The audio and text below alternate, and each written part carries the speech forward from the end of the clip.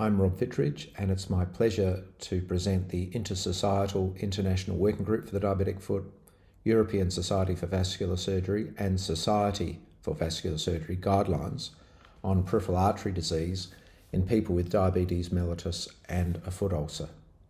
I'm presenting this on behalf of Professor Viv Schutter, who's Secretary of the Working Group, and all the members of this working group.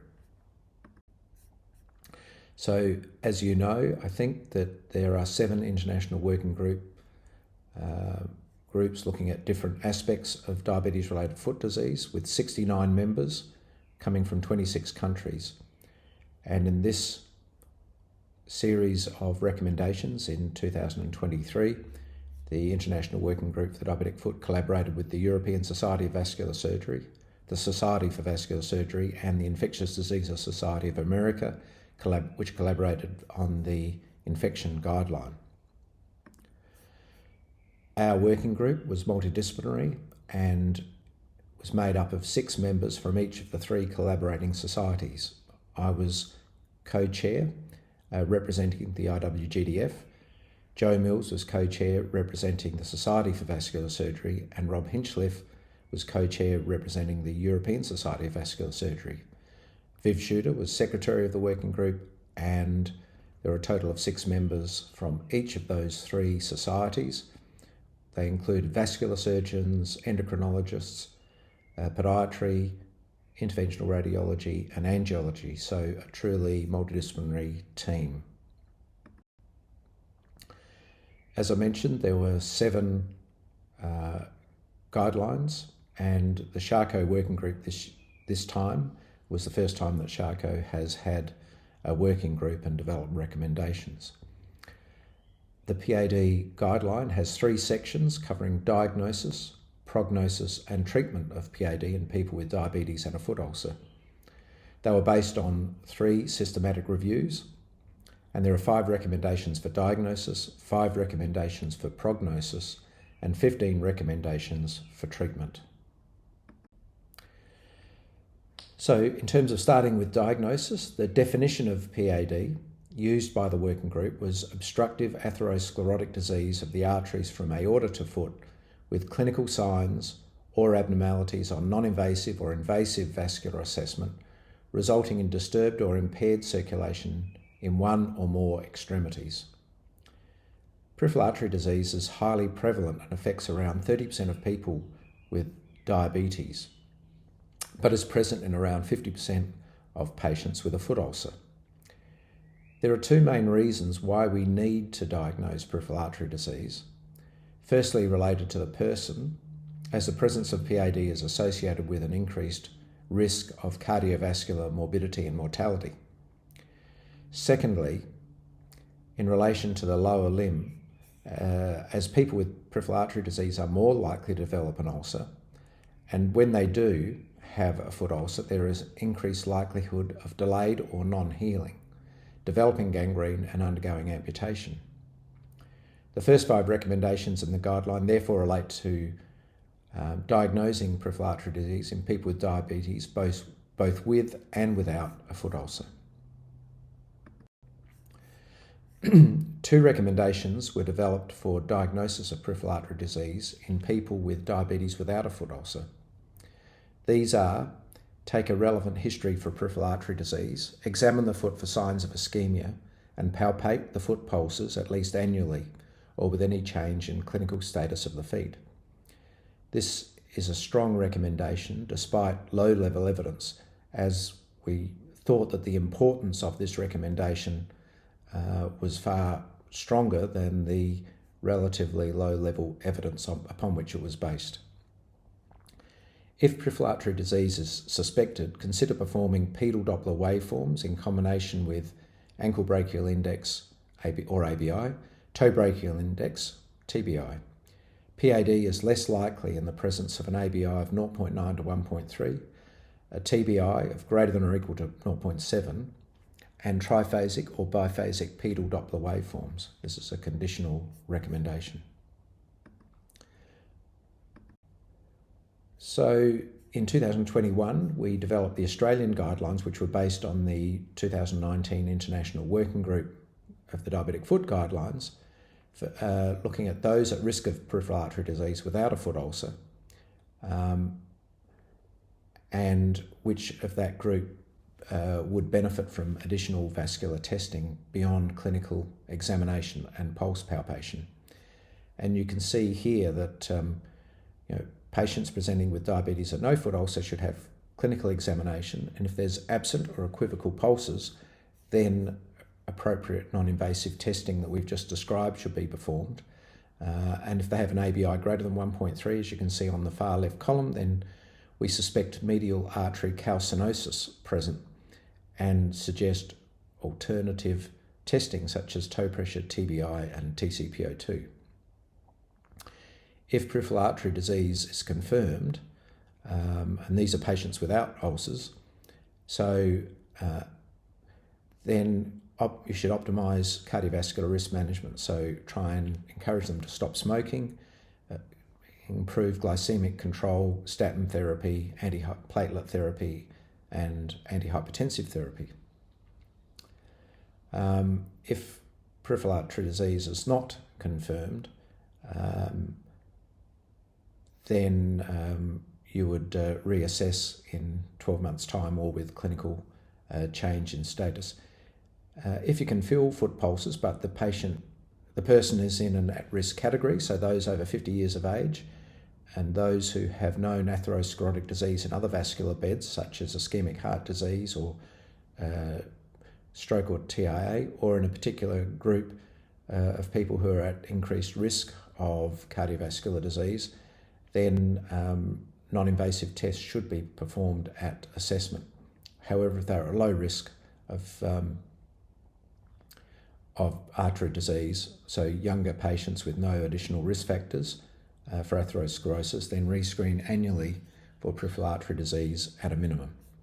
And just down at the bottom right there, we've included the International Working Group ulcer risk classification, which includes the presence or absence of peripheral artery disease, as well as loss of protective sensation, foot deformity, and previous ulceration.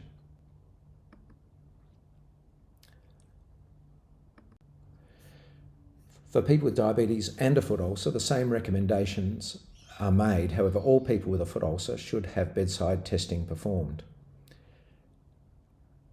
Ideally, all 3 tests should be performed that we've mentioned. However, there is an additional suggestion that for the purposes of diagnosing blood flow, we should use the lower of the dorsalis pedis and posterior tibial arteries, not the highest.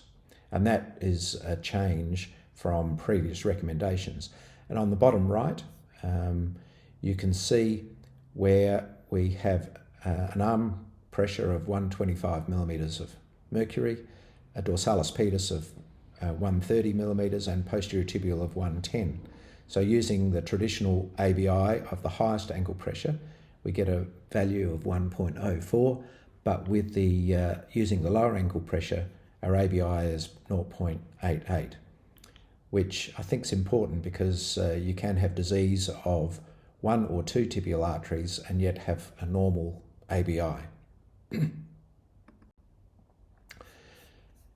So to understand why we need to use multiple non-invasive tests, we need to understand likelihood ratios. So a positive likelihood ratio gives the change in odds of experiencing an outcome if the test is positive.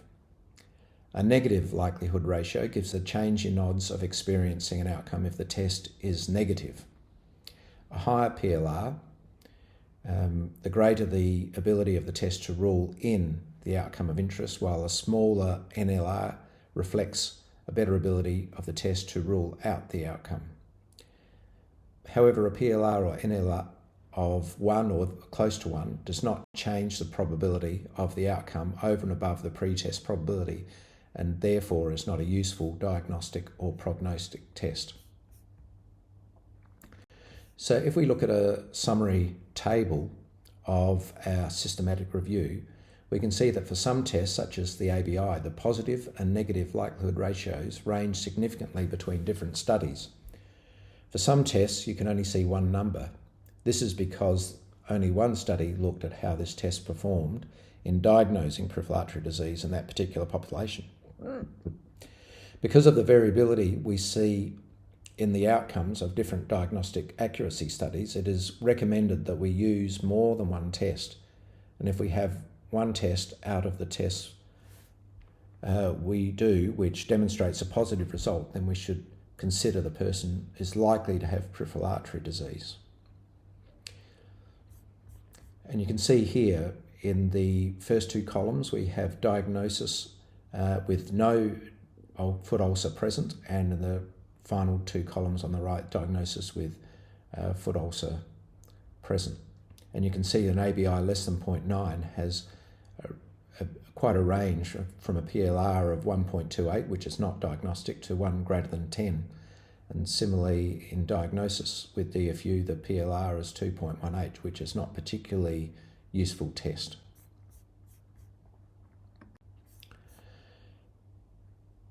In terms of bedside tests, healing and amputation, a low ankle pressure, so an ABI less than 50 millimetres of mercury, or an ABI less than, say, 0.5, may be associated with a greater likelihood of impaired healing and greater likelihood of major amputation. A toe pressure of greater than or equal to 30 millimetres of mercury increases the pretest probability of healing by up to 30%, and a value less than 30 increases the pretest probability of major amputation by approximately 30%. A TCPO2 of greater than or equal to 25 increases the pretest probability of healing by up to 45%. Less than 25 millimetres of mercury increases the pretest probability of major amputation by approximately 20%. Skin perfusion pressure greater than 40 millimetres of mercury increases the pretest probability of healing by up to 45%. So the TCPO2 and skin perfusion pressures are quite good at predicting healing. However, they are considered secondary tests because of the expense involved and relatively limited access to those tests in everyday practice in most settings. If we look at this table of likelihood ratios related to the prognostic capacity of individual bedside tests, we can see that again it is highly variable, and in some instances, for example for skin perfusion pressure, there is very limited data, so only one study on which to base our understanding.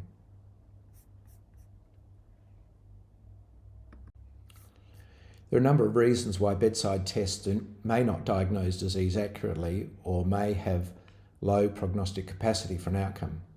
For diagnosis, it may be related to the gold standard test we are comparing the bedside test to. So we often use duplex arterial studies, which in itself has limitations on how well it can identify the presence of peripheral artery disease, particularly below the knee. This can also come from methods that we use to take measurements. For example, if the environment is too cold, if the person receiving the test hasn't been rested for long enough, or if they're not in the correct position, which is lying horizontal. If they've not avoided caffeine, smoking, or exercise before the test, any one of these factors may affect the result. Also, if they have other diabetes complications, these may affect the measurements. For example, medial artery calcification can prevent complete compression of the artery and mean the pressure we measure is erroneously high. This happens more commonly with the ABI, but may occur also with the toe brachial index.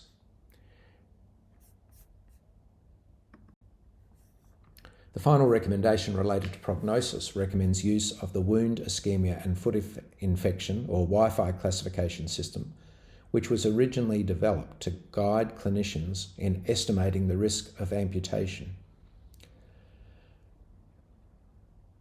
and potential benefit of revascularization in people with a foot ulcer or gangrene. There are data to show that high Wi-Fi limb classification stage is associated with longer time to healing and increased likelihood of non-healing at 6 and 12 months, as well as increased likelihood of minor and major amputation. And you can see here in what's called Table 4, we have all the combinations of Wi-Fi score in terms of wound, ischemia and foot infection, and then the patient can be classified into clinical stages using Wi-Fi.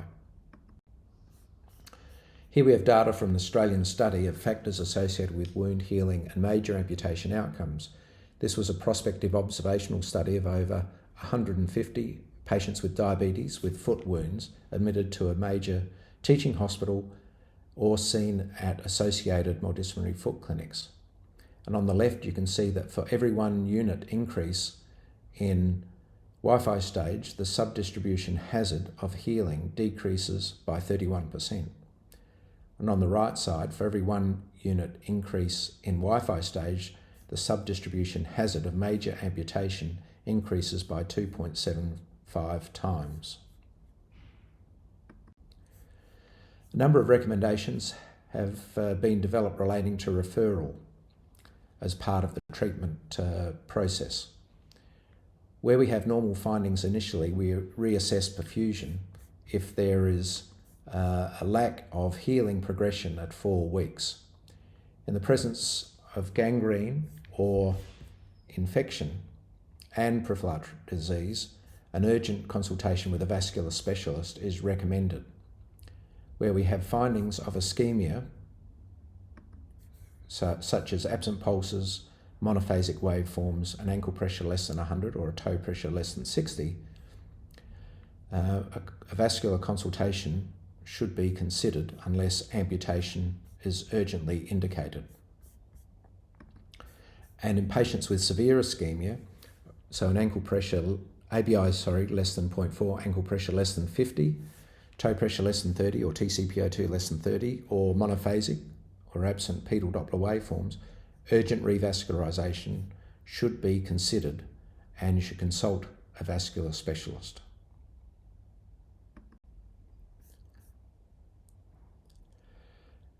So I thought I'd mention now angiosomes.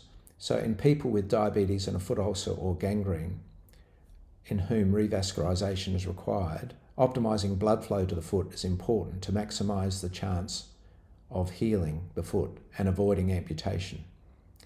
Incomplete revascularization can result in delayed or non-healing and a significant risk of amputation. A recommendation was developed in favour of direct revascularization over indirect revascularization where possible, with evidence demonstrating that revascularizing to the area or angiosome supplying the ulcer may have better outcomes for healing amputation, although the evidence was of low quality. We also developed a recommendation in relation to bypass and endovascular surgery. And you can see here that in patients who are deemed unfit for bypass or the arterial lesion is considered suitable for straightforward endovascular therapy, then angiography should be undertaken and ideally angioplasty or stenting performed. And as I mentioned, ideally target the artery supplying the angiosome associated with ulcer or gangrene. After imaging the blood vessels from the aorta to the foot, you should assess the great saphenous vein for suitability for bypass if open bypass or endovascular intervention is likely indicated. If the patient's suitable for bypass or endovascular procedure, so if they have relatively complex arterial occlusive disease and they are considered from a medical perspective to be suitable for either bypass or endovascular procedure, if they have a single segment of great saphenous vein, you should consider bypass surgery.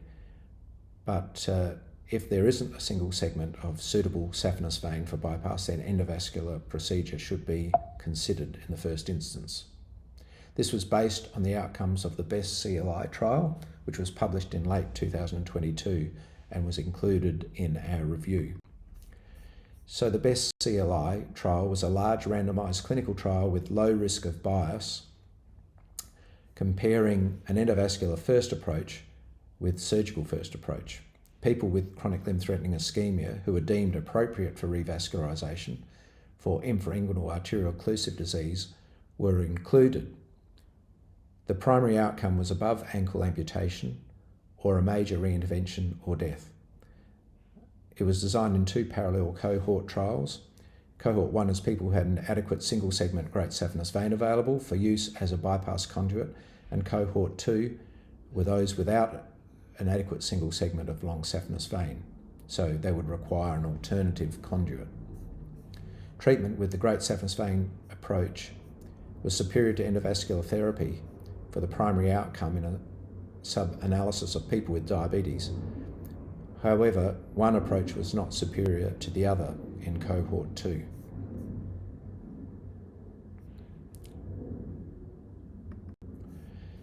So, finally, I'd like to thank the members of the working group who worked hard at developing these guidelines, and I certainly appreciate all their efforts.